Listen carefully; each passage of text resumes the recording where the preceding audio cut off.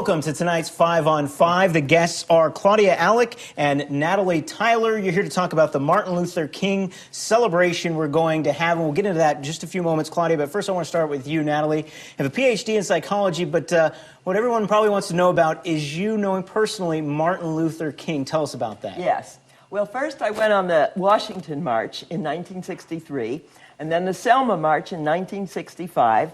And then when I came back to Cincinnati, one of our ministers, Reverend McCracken, asked me if I would be willing to be the host for some of the Tennessee sharecroppers who'd been kicked off their farms for registering to vote. And the district federal court was in Cincinnati. So they came and they stayed in my house. It was a great experience to know them. And then he asked if Dr. and Mrs. King could stay at my house. Woo! That was one of the greatest, most transforming experiences of my life.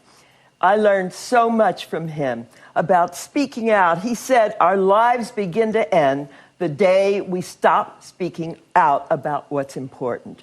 And one morning, I came down into the kitchen, and Dr. Martin Luther King had set the breakfast table. The next morning, I came down, and Martin and Coretta, which they told me to call them, were praying and holding hands at the kitchen table. And it was just amazing. They always said please and thank you to each other, and please and thank you to us. And one day, he walked out of my library, and he said to me, Natalie, thank you for the books you read. Wow.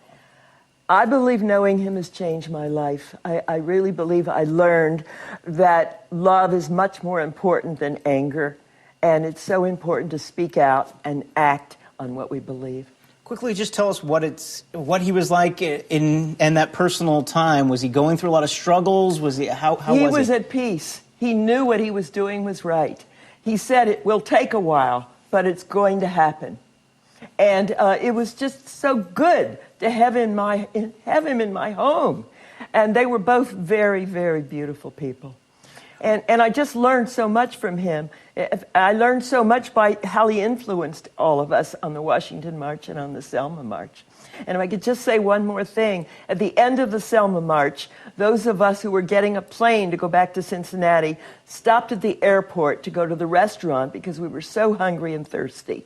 And they wouldn't serve us because we were blacks and whites together. We thanked them. We used what we learned from him. We thanked her for telling us in a nice way, and we told her we knew she had to keep her job. So we went out to get on the plane, and she smuggled a big jug of water and some cookies at us, and she said, you people have taught me so much. I had no idea what this was all about. So I believe that Dr. King taught so many people so much about life. Wow. And he changed the world. Some great stories there. We'll get into the celebration here in just a few seconds, so stick around. More 5 on 5 right after the break. Welcome back to the 5 on 5. The guests are Claudia Alec and Natalie Tyler. Natalie, we were just sharing some of your stories, personal interactions with Martin Luther King, which leads us to the celebration. Claudia, tell us about the celebration, the details on it. Well, this celebration is put together by a committee. Natalie is on the committee. It's a committee made out of people from the community, from the high school, from the college, from the Oregon Shakespeare Festival. It's really just an amazing group of people. The show is Monday, January 16th. It starts at noon. It's at the Ashland Armory. It's completely free. We ask people to bring canned goods. The Ashland Food Project will be collecting canned goods for people. Our keynote speaker is Mary Farrell of the Maslow Project.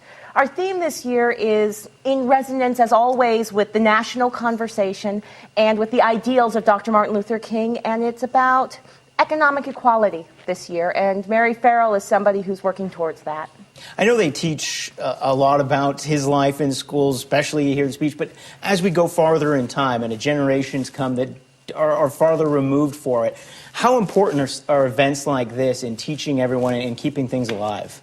Well, I have this great coworker who He recently lived in Africa, and he has 2 adopted children from Africa. And he came to me yesterday and he said, thank you so much for having an event like this, because they just came to this country and they don't know about this history, and they're going to have to live here. And this is a great way for people to learn about it, as well as enjoy song, dance, and fellowship.